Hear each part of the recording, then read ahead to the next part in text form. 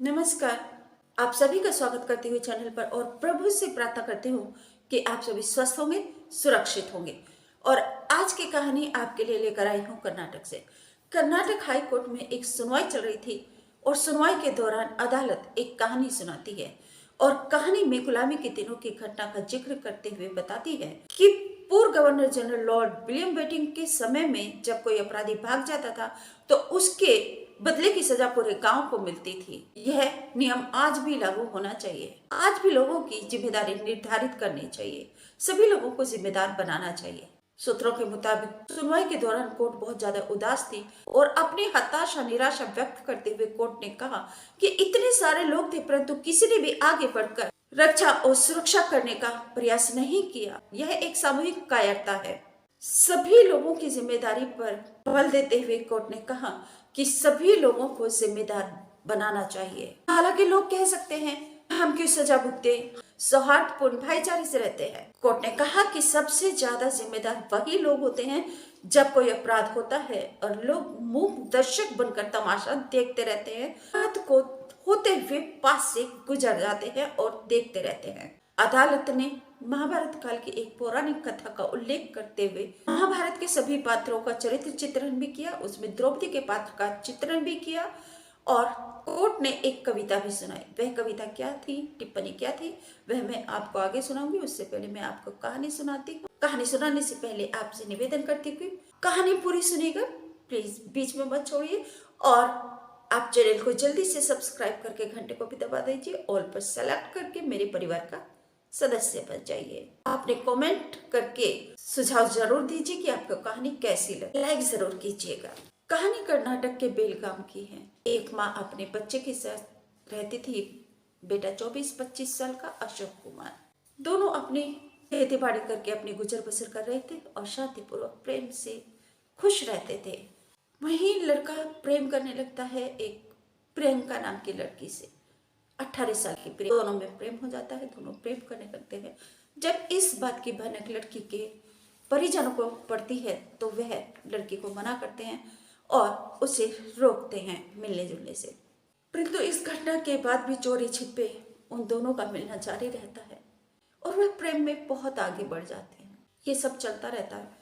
एक दिन जब परिजनों को इस बात की भनक लगती है तो परिजन लड़की को डांटते फटकारते हैं और उसे बहुत ज्यादा सख्त इंस्ट्रक्शंस देते हैं कि वह लड़के से ना मिले। इस सब के बीच भी इन लोगों ने अपना मिलना जुलना नहीं छोड़ा और 10 और 11 दिसंबर 2023 की दरमियानी रात को लगभग 12:30 से 1 बजे के बीच लड़का जो है घर से भाग जाता है, जिसकी भनक माँ को नहीं होती। उधर लड़की भी भाग जाती है लड़के के साथ। सुबह होती है तो लड़के के परिजनों को पता चलता है कि लड़के घर पर नहीं है, तो लड़की के परिजन लड़के के घर पर जाते हैं, अपने रिश्तेदारों को लेकर दरवाजा खुलवाते हैं। लड़के की माँ दरवाजा खोलती है। लड़की के परिजन अपनी बेटी के बारे में पूछते हैं तो लड़की तो लेकर गया है, उसका बेटा नहीं गया है। माँ को तो कुछ भी पता नहीं होता, वह तो समझती है कि उसका बेटा अंदर ही है। लड़के की माँ अपनी अनभिज्ञता जाहिर करती है कि उसे मालूम नहीं है क्या हुआ है, लड़का तो घर पर ही है। वह अपने बेटे को बुलाने के लिए अंदर जाती है परंतु उसका बेटा घर पर नहीं होता। तो लड़की के घर वाले समझते हैं कि माँ जो है वह बहाना बना रही है, उन लोगों को भ्रम में डाल रही है और वह जानबूझकर ऐसा कर रही है। लड़की के परिजन जो हैं लड़के की माँ के साथ कहासुनी करना शुरू कर देते हैं, गाली गलौज पे आते हैं और फिर मारपीट पे उतर आते हैं और इतना करना शुरू कर देते हैं कि महिला के कपड़े फाड़ना शुरू कर देते हैं और इतने फाड़ते हैं कि फाड़ते फाड़ते उसको निर्वस्त्र कर देते हैं। लड़की के परिजन यहीं पर शांत नहीं हुए बल्कि उस निर्वस्त्र महिला को घर से बाहर निकालते हैं और उसे पूरे गांव में घुमाते हैं सड़कों पर।